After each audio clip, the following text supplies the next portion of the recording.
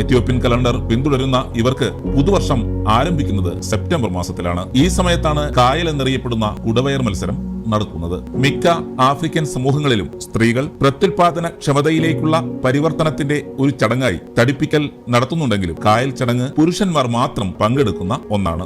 മത്സരത്തിന് മുമ്പ് ബോഡിയിൽ ഉൾപ്പെടുന്ന 14 വംശങ്ങൾ തങ്ങളെ പ്രതിനിധീകരിക്കാൻ ഒരു യുവാവിനെ തെരഞ്ഞെടുക്കുന്നു. അതോടെയാണ് 6 മാസം നീണ്ടു നിൽക്കുന്ന ചടങ്ങിന് തുടക്കമാകുന്നത്. തിരഞ്ഞെടുക്കപ്പെടുന്ന യുവാവിനെ കാത്തിരിക്കുന്നത് കഠിനമായ പരീക്ഷണങ്ങളുടെ നീണ്ട 6 മാസമാണ്. പുറം ലോകത്തിൽ നിന്നുള്ള എല്ലാ ബന്ധങ്ങളും വിച്ഛേദിച്ച് ഒരു കുടിൽ തന്റെ ലോകമാക്കി വേണം പിന്നെ അവൻ നീണ്ട 6 മാസക്കാലം ജീവിക്കാൻ. ഈ കാലയളവിൽ കന്നുകാലികളുടെ ചുടുരക്തവും പാലും ചേർത്ത പ്രത്യേക വിഭവമാണ് ഭക്ഷണമായി നൽകുന്നത്. കുന്തമോ കത്തിയോ ഉപയോഗിച്ച് പശുക്കളുടെ ഞരമ്പുകളിൽ മുറിവുണ്ടാക്കിയാണ് രക്തം ശേഖരിക്കുന്നത്. ശേഷം ഈ മുറിവ് കളിമണ്ണ് ഉപയോഗിച്ച് അടയ്ക്കുന്നു. ഇത് ശരീരം വേഗത്തിൽ തടിക്കാൻ കാരണമാകുമെന്നാണ് വിശ്വസിക്കപ്പെടുന്നത്. ഈ കാലയളവിലൊന്നും ഒരു തരത്തിലുള്ള ശാരീരിക അധ്വാനത്തിനോ ലൈംഗിക ബന്ധത്തിലോ ഏർപ്പെടരുതെന്ന് നിഷ്കർഷിച്ചിട്ടുണ്ട്. 6-ാം മാസത്തിന്റെ അവസാനം മത്സരാർത്ഥികൾ പുറത്തിറങ്ങും.